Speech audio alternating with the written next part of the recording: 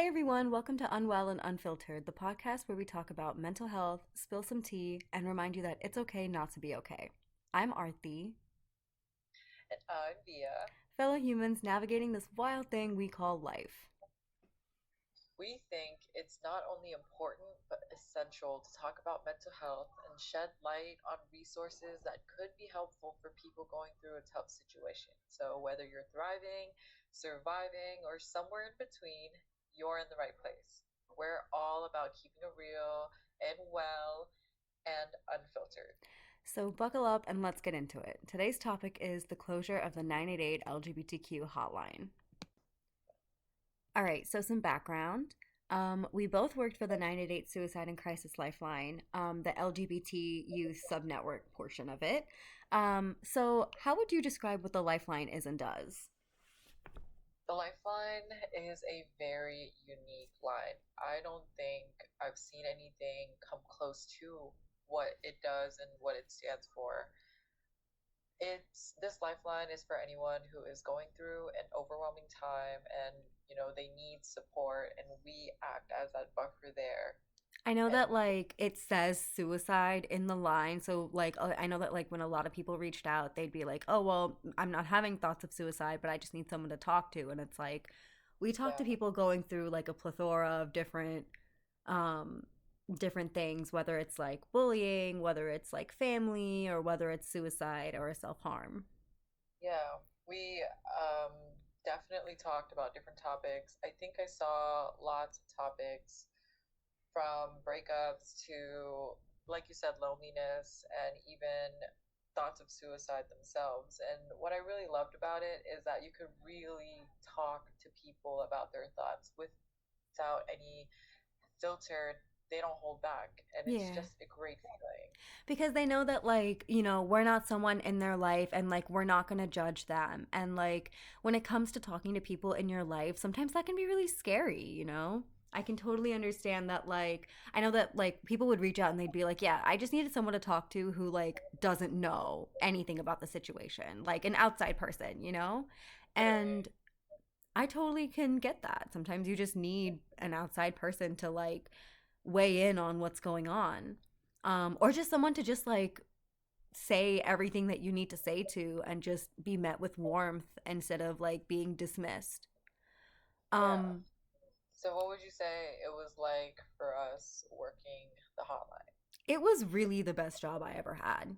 Like being able to Yeah. work from home and being able to support people, like I my whole life I've wanted to help people. I mean, I've always helped my friends. I've always been there for my friends, and just like being able to extend that support to other people was just like magical.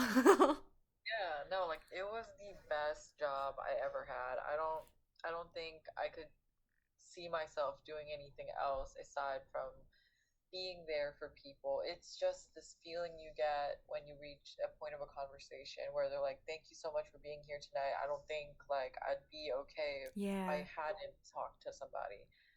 And thinking back to like my childhood, I feel like if this service existed back then, so much heartache and so many lives could have been saved too. But Yeah. technology was limited Yeah. back then. Also, Resources. like, not gonna lie to you, like, when I was younger, I was definitely scared to ask for help. And, Hmm. like, I feel like reaching out on any, like, technical platform, like, I would always get worried about, like, getting in trouble or, like, I don't know, like, there were always notions put in my head about, like, my future, ruining my future kind of thing. Yeah, or And, being judged. yeah, being judged. And so, like, honestly, like I really commend the people who do reach out because it takes a lot. It really does take a lot to like put those feelings aside and be like, "Hey, I need help."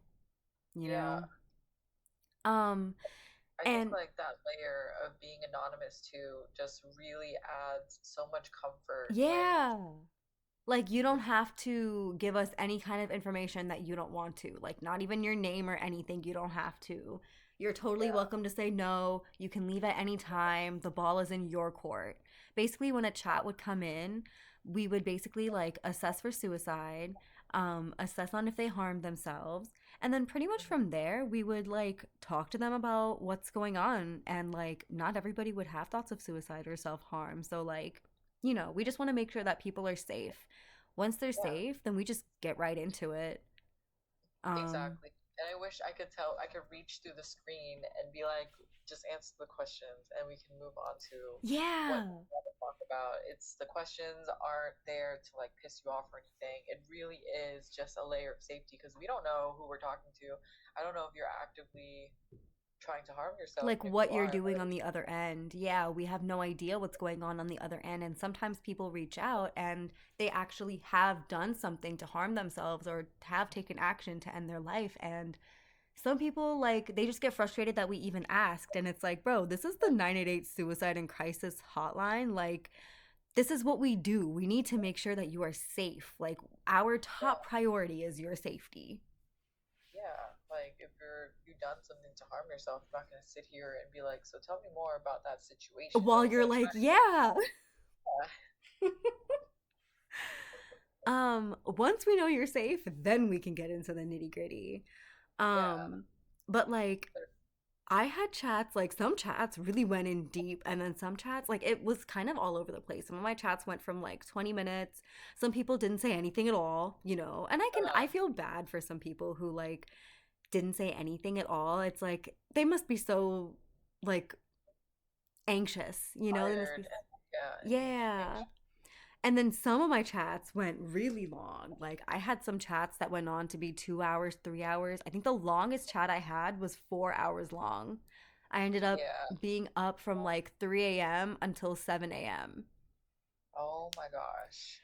Oh my gosh. Yeah, those chats, the longer chats are very tiring, but it's okay. Like I genuinely love that we can like talk and give them that space and like Yeah. really give them the support. They're receptive to it because you Yeah. can't really help someone who isn't ready to accept that help. Exactly. If they're not ready to accept that help, if they just automatically assume that we're bots and just are completely closed off, then like unfortunately there's not going to be much that anybody else can do for you. Like you need to be open and willing to accept help in order for anyone to be able to help you.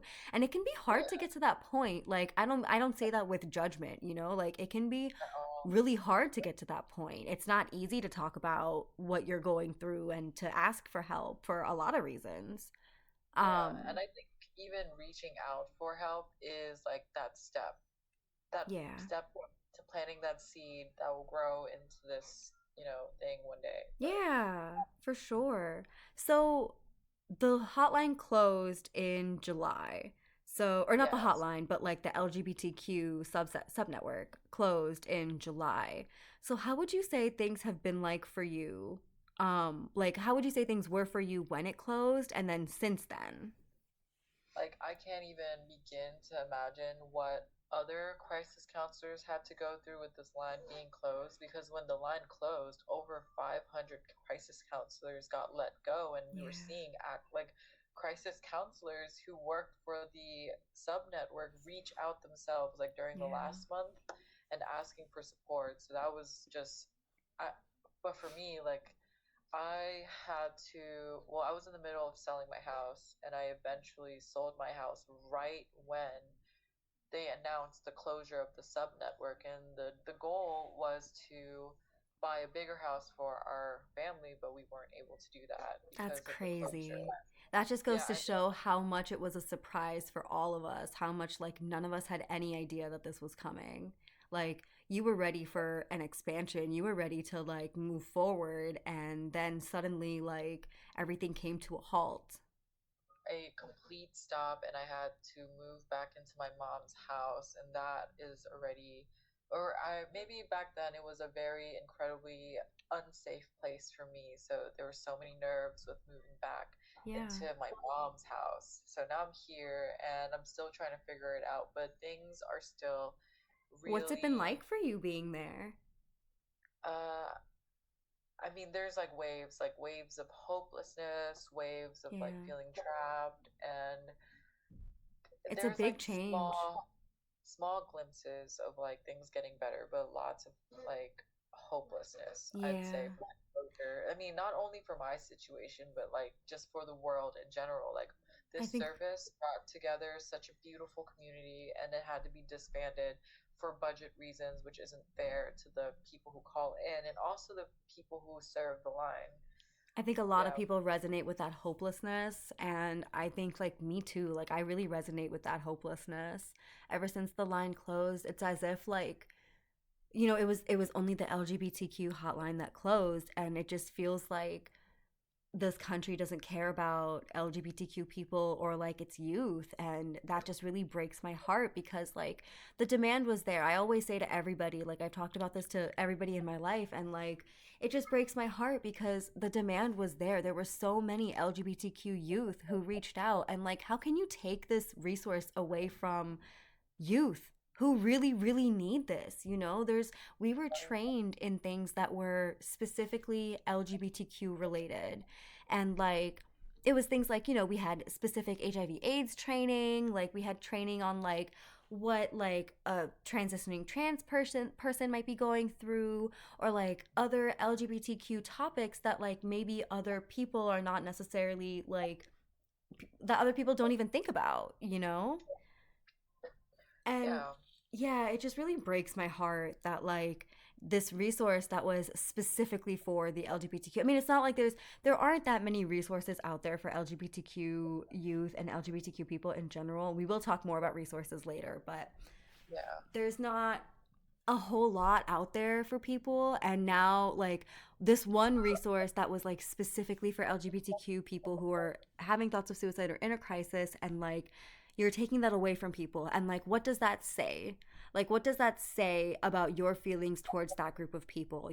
It just really really breaks my heart. And a lot of people feel hopeless because a lot of people feel like they don't belong, At especially all. after this hotline closure. They just feel like they don't belong, and they just feel like they should disappear. And that really breaks my heart. Yeah, and this happened during Pride Month too. Like Yeah. they let everyone know on I think it was the 17th Yeah. of June, on the 17th of June, so mid Pride Month, everyone's celebrating. They're like, "Oh, let's just close down the LGBTQ hotline." Like, Literally. if that isn't the most disrespectful thing I've ever seen, I don't know what is. Incredibly. Because like everyone has their pictures, there all these businesses have their logos, rainbow, whatever, and then the government's like, "Oh, by the way, close." Ugh, Ugh. And then pride, like anger, I don't know. yeah, and then like recently, so like ever since the line closed, like it's just been so scary trying to figure out like where we're gonna go from there, and just like dealing with the heartache of the line closure, and like dealing with the heartache of like what like not only dealing with the heartache of losing the best job that we ever had, but also dealing with the heartache of like now this community has one less resource. It's it's like devastating. It is really devastating. Like Yeah.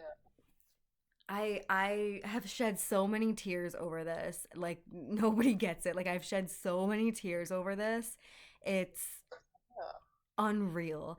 And recently I actually opened up a package that I got from my old 988 job, and it was a bracelet that my supervisor had made, that says 988 Arthi with a little like paw on it.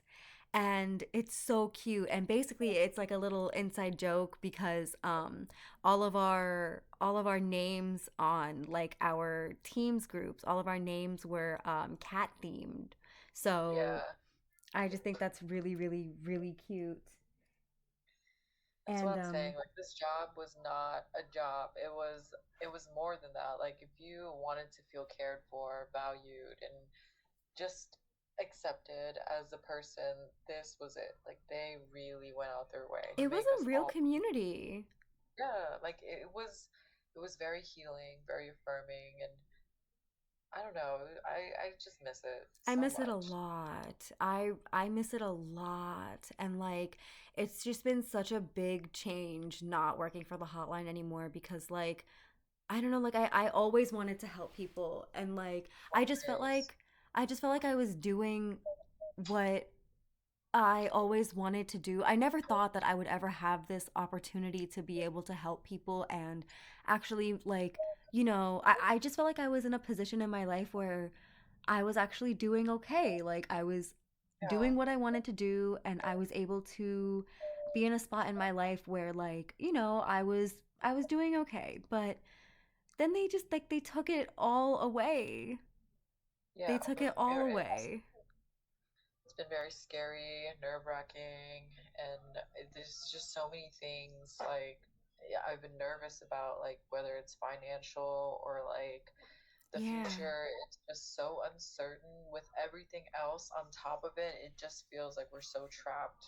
And even Yeah. applying for jobs have been so discouraging just because like I don't know if I will be able to find a better job than this. 100%. Yeah, and that's the thing. Like, we've been saying, like, if they call us back, we would absolutely return because we loved working for 988. And yeah, it's been Yeah. so scary ever since then. Like, I've been nervous about my own mental health. I've been nervous about like my medication and paying my bills, and like it's just been crazy. Like, also on top of that, like having to look into, because we had insurance and everything through our job, so then having to look at like the public marketplace and applying for unemployment, and on top of that applying for jobs and updating your resume and updating your LinkedIn and your Indeed, and it's like so many things and so many steps. And when you're already struggling with your own mental health, it's like it can really destroy a person, going through this process,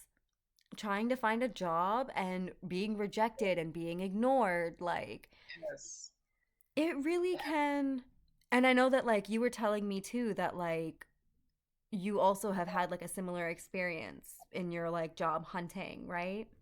Yeah, I applied for a gambling addiction counselor position and I interviewed, but they were kind of ghosting me after. But I understand like they're a startup, so it's Yeah. not something that they all have figured out. I hate when And jobs do that though, when they ghost you. It's like, can you at least tell me if I got it or just not? let me know. Just it's a click of a button. Not Yeah. selected by the employer. Like I they definitely really have feel to mess you. up. I had a similar situation where like I was sending out emails to nearby therapy practices to see if they were hiring, even just for like a receptionist, because I don't have a degree. Well, I have a degree, but I haven't finished my bachelor's degree in psychology yet. So that really limits me. And on top of that, I feel like they you need so much. You need a lot of education, and like even to Yeah. get a even to get a certificate, you need to have a graduate degree. And like the fact that that's a prereq blows my mind. Like, they really don't make it easy for you to At all. grow in the mental health field. And this is all for like $25 an hour. Like Yeah. it's not even like 40 or 50. You would think doing all this you would get paid like high dollars, but it's really like you need all this just for 25, maybe even 17 was the lowest that I saw. Yeah. 17 an hour. And I'm like, you Dude, guys, I saw lower than that for some jobs. please be serious here. Like It you should be want me, criminal. it should be you want an arm and a leg for like $3. Like, excuse me. It's so insane. And like you want people to provide all kinds of like intense crisis support, but how are they going to do that when you're basically putting them in their own crisis by not paying them enough? That's what I'm saying. And it's like, I understand you need specific certifications to do the job, and I totally respect that, but at least pay people what they're worth or the hard Yeah. work they put in. Because I think that's a lot of why, like, people aren't really going for higher paying jobs just because like, you can make more being a server, and you're just like, why do all this when I could just serve and make more? It's Yeah, crazy. It's like it's nuts. The thing that like really blows my mind is really that like they make it so hard for you to move up. Like, I was trying to see if there were any certificates I could do or any like anything I can do while I'm like trying to figure out my school situation, and like there really is not much. And so I yeah, finally got this job, and they certify you to be an RBT, which is a behavioral technician. And yeah. basically I would be like an in-home healthcare like type situation, but for like I would be providing therapy to an autistic child. And Yeah, at least they certify you, you know, like it's they really need people and they certify you, and I just feel like that's something that I can at least use to like move forward, you know, and the pay is actually somewhat okay, and I can use yeah. that to go back to school. So it at least opens up like a path, you know? Hmm. Because I feel like without at least having a bachelor's, and even I feel like I need to have a master's. Um, Yeah, I to do might, anything. yeah, I honestly have been considering like I think I'm gonna be in school forever because I feel like I can only do one class at a time if I'm working full time, and like I have my own mental health issues, and so doing adding so much more on my plate and adding so much more stress onto my plate is not good for me, you know? But Yeah, it's not good when yeah. no, But at the no same one should time, have to work and sacrifice their life just to make a life. Like, why? yes. Exactly. And at the same time, exactly, I feel like I need to do something in order to progress and not stay stuck, because ever since the line closed, I feel so stuck. So stuck. So stuck. I feel like I need to work twice or maybe even triple times as hard just to deserve, to feel deserving to be alive. Like, geez, And that's I heartbreaking. just want to buy my groceries, take care of my kids, and that's it. I don't know why I gotta I just like, want to have a good time, bro. I just want to yeah, have a good time. I just want to have a good time. It's so real. Like like it costs 2,000 plus for a three-bedroom apartment, Yeah. and people working entry level jobs, they're making just enough, like just I enough mean, we for had to the move out of state, you know? We literally literally. moved in order to be able to afford our home, and then literally like a couple months later lost my job. So yeah, I mean I saw that um, they're expanding 988's line, and they just made the native and strong lifeline 24 hours for chat and text. So that's good. Like I'm glad that 988 is expanding that capacity. But Yeah. like I wish they kept the LGBTQ line. The LGBTQ community is, I believe, the most at risk community, right? They get a lot of hate for sure. Like Yeah, so much hate. Like it's crazy because you know what? Like the hate, and this is something that's a little controversial, but the hate not only comes from outside of the LGBTQ community, but also from within the LGBTQ community.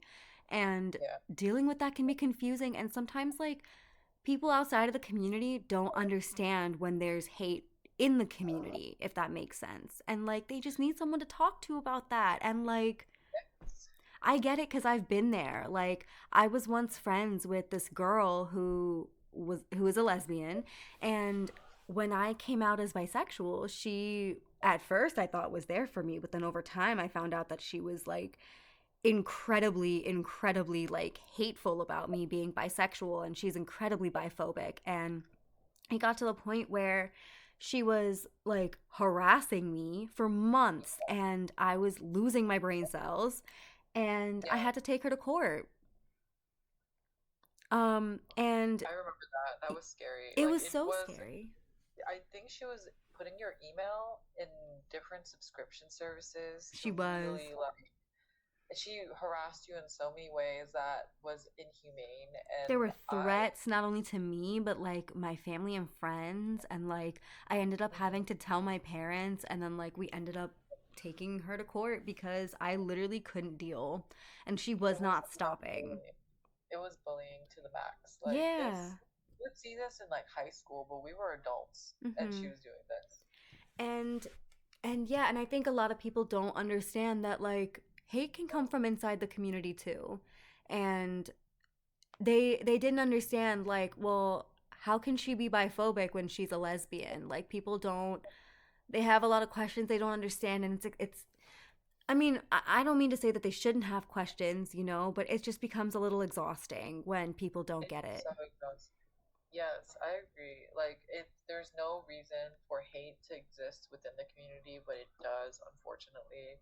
And outside and inside, but like all at once is exhausting because Yeah. it's like, why can't I just exist? Why do I have to fight for my spot in this world?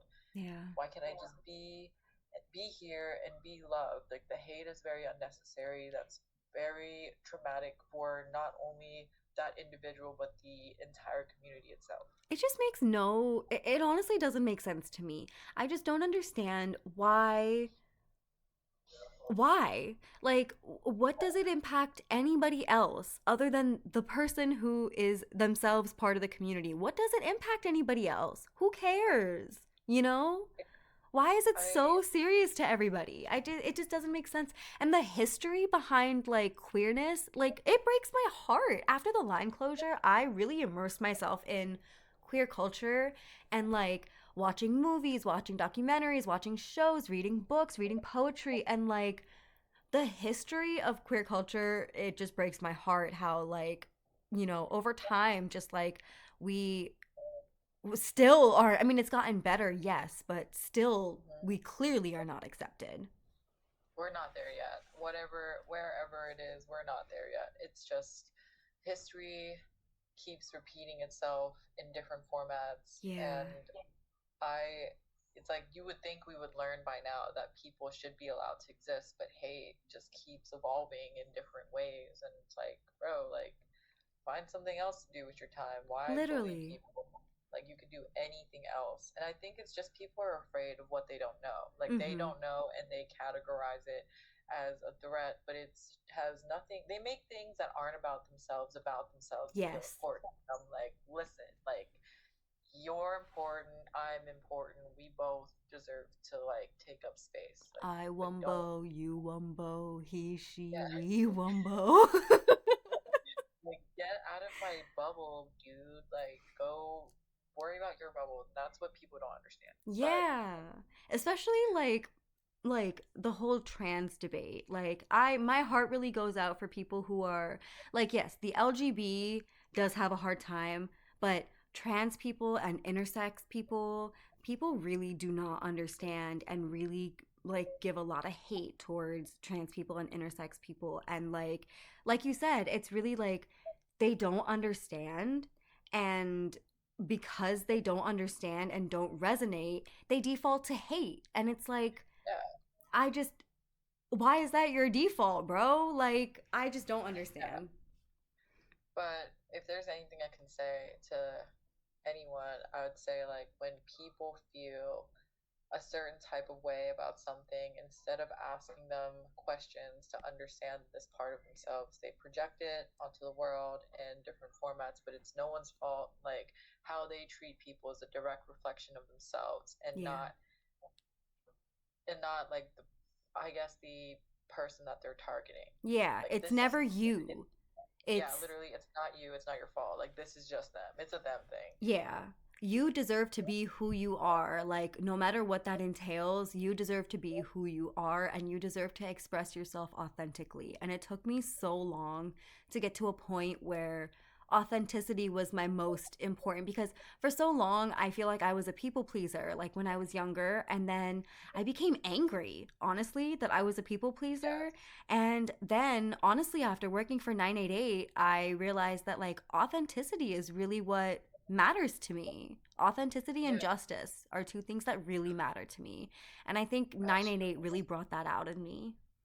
I cannot agree more. Like I struggled so much with my authenticity. Everyone would call me like fake or 50, but I what that made me realize was I was just mirroring them and they didn't Mm. like it. So now am myself and it feels so good. Like I feel so good. I wake up and I know who I am, and because I know who I am, no one can tell me who I am. Yeah, that's incredible.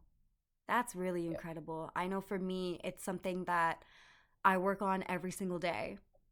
Yeah, Um, I'm not there yet, but definitely 988 helped me discover so many things about myself. And it's so interesting. Like when you talk to people, sometimes you talk to people with a similar situation as you, mhm. and it just feels so nice. Like you really never know what you run into when you Oh answer. my god, yes. I remember there was this one, not to get too deep into her like, situation, but like there was this one person who I was talking to, and she reminded me of me when I was younger. And I remember talking to her, and just like she just felt so hopeless and just so trapped, and just so like she just couldn't be herself really, and just so like angry that like nobody would listen to her. Mhm. And I remember being like, hey, like, I got through it, and you can also get through it. And like, you are so strong, like, you can get through this. Like, there is a light on the other side. And like, you know, you will Mhm. learn and you'll get through it. And unfortunately, in both of our situations, the biggest thing was just like when you're a kid, there's not really a whole lot that you can do. And kids feel Yeah. really powerless. And so I just told her, like, wait it out. Like, Mhm. get support anywhere you can. Anywhere you can. Yes. But until then, like until you're 18, wait it out. Like, don't give up. Yes. Reach out to us as much as you need to. Like Yes. resources are there for you, and the fact that you're reaching out in the first place is like, it shows how strong you really are. It shows how determined you really are. Like, that's one thing that you have up on, like, up over me, because I never did that, but you are. Literally. Wait. Yeah. Yeah. I I I think like another thing I realized is that when we were younger, we didn't have these resources. Yeah. And, not saying like, oh, things aren't hard now that these resources exist, but No. no, back then, like, we didn't have those resources. We weren't able to reach out to Yeah. people. And now that we are able to reach out to people and talk to someone about what's going on, I'm so glad. Yeah. Like this is why this job was so meaningful and so special to us, because we get to be the people we needed when we were younger and help Yes. people that could lean on others for support. And it's not only teens, like there are adults still working on themselves too who are reaching out for support, and that's beautiful. Oh yeah, sometimes people would reach out to us, and they would be in their, 30s, 40s, 50s, 60s even. And Hmm. like sometimes they would reach out to the LGBTQ hotline because they didn't know where else to go. Exactly. And we would still talk to them. Of course, we would talk to anybody. We would talk to everybody. Um, but it just goes to show you that, like, mental health impacts everyone. It impacts everybody. Like, no matter how old or how young you are. Like, the youngest chatter I think I spoke to was, I want to say 7. Yeah, like around that age, like I think 8 was for me, and I was like, Yeah. what are you doing here? Where's your mom? And Yeah. why are you Where's talking to me? I mean, I'm glad you're talking to me, but dang, but you are where's your going. mom? Literally. I mean, it just makes me worried that, I mean, no, not worried. I think more relieved. Like at first I'm like, "Oh, wait." And then I'm relieved that they're here, because Yeah. if you weren't here, you would be acting on your intrusive thoughts maybe, Yeah.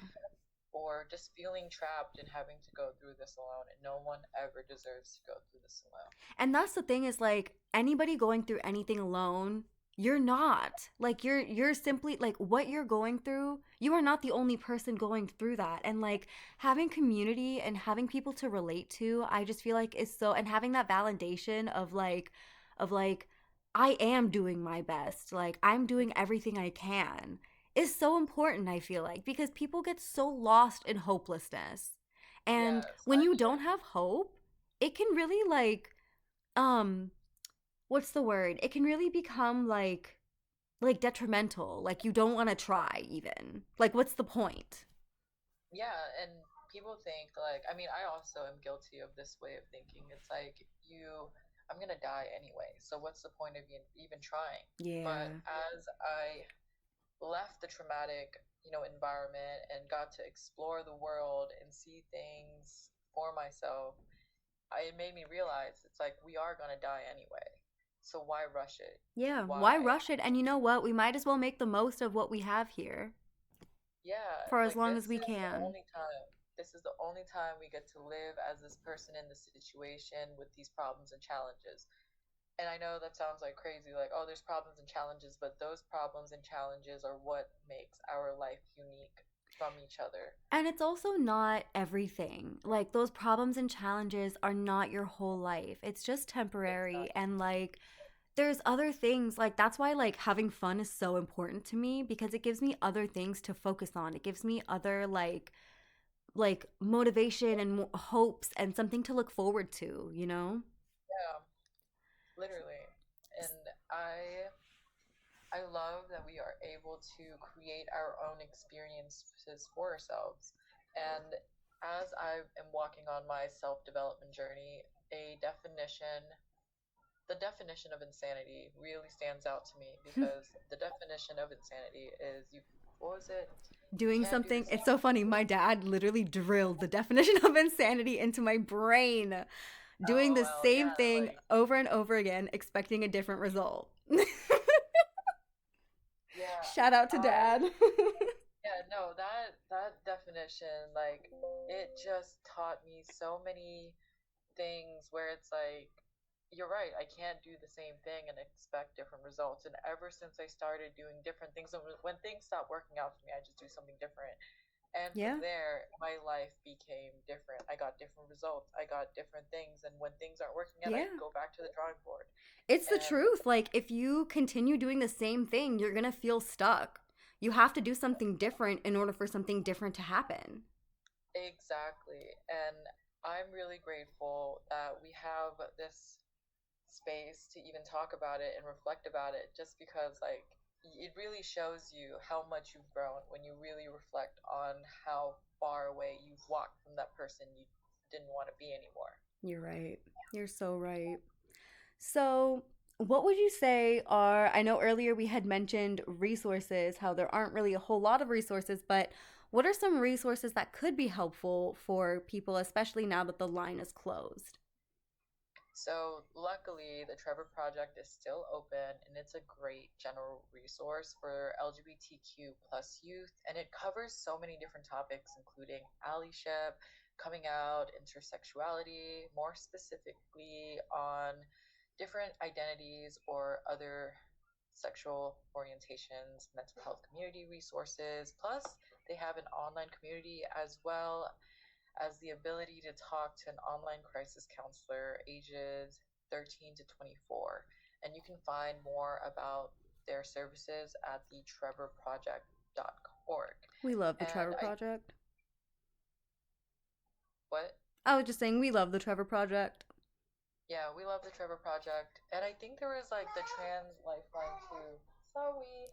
Uh, Yes, the Trans Lifeline is run by and for trans people in crisis.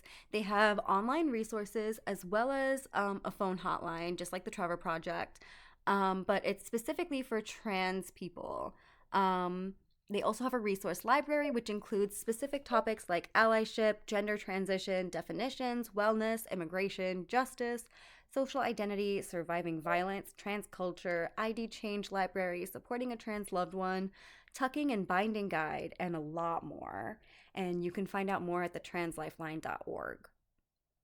Yes, and there's also the Human Rights Campaign, and they not only advocate and fight for the LGBTQ plus community, but if you're looking or if you've been looking for a way to get involved, it provides ways to do just that, like phone banking, volunteering, finding an event near you or your local community, sharing your story, helping you send letters to your state legislators and governors, and more. And along with that, they have resources available as well by topic, including some we mentioned earlier, but some we haven't are capacity building, college, elections, hate crimes, health and aging, laws and legislation, parenting, resources in Spanish, religion, and more. And their website is hrc.org. And then our last resource that we have here is PFLAG. They focus on educating and advocating for the LGBTQ community and their supports. They have resources for those wanting to support their loved ones who are in the LGBTQ community, including faith-based support, because I think that's something really unique. Faith-based support for people who are in the LGBTQ community. I think that really is overlooked a lot. Mm-hmm. Um, Something else is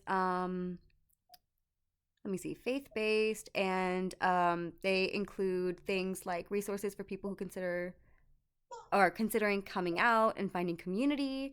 They also have sections on their website on being a better ally and joining the fight, including finding a local chapter, online community, online academy, and more. And their website is pflag.org, so pflag.org. And then lastly, I know I mentioned earlier that like I was really immersing myself in queer culture. So like just getting on your streaming services and just like even just googling like just gay films, lesbian films, bisexual films, whatever part of the LGBTQ community that you are in, trans films, shows like I love Pose. Pose is such a good show. Um Yeah. I also really love poetry by queer people. Incredible. Hmm. Um it really made a big difference in feeling like I'm not alone and that queerness has been around forever. It's been around Yeah. forever. And it's not something new and it's not some new crazy thing, like it's been around forever. And it just made me feel a lot better. I think I don't have Hmm. anything specific there, but like, you can go to Google and there is a lot out there. Yeah. But these Yeah. are all great resources. I highly recommend them to anyone who's seeking an alternative or just additional support along with 988. The LGBTQ subnetwork has closed, but 988 is still there, and there are still like they're still there for the public, except it's just not categorized anymore. Yeah, it's Yeah. just not like specifically LGBTQ anymore. They might not be like specifically LGBTQ trained or anything, but like you can still go there with your concerns and still be met with validation and still be met with warmth. Like they're not going to turn you away. Yeah, and we're here too. Like we are coming together to continue supporting the community in any ways possible, whether it's talking about the topic directly or just talking about other things that Yes. people struggle with. We want to be here. We are still here, even if it's not through 988. Absolutely. So, that's it for today. Thanks for listening to our unfiltered thoughts and see you guys next time. Bye.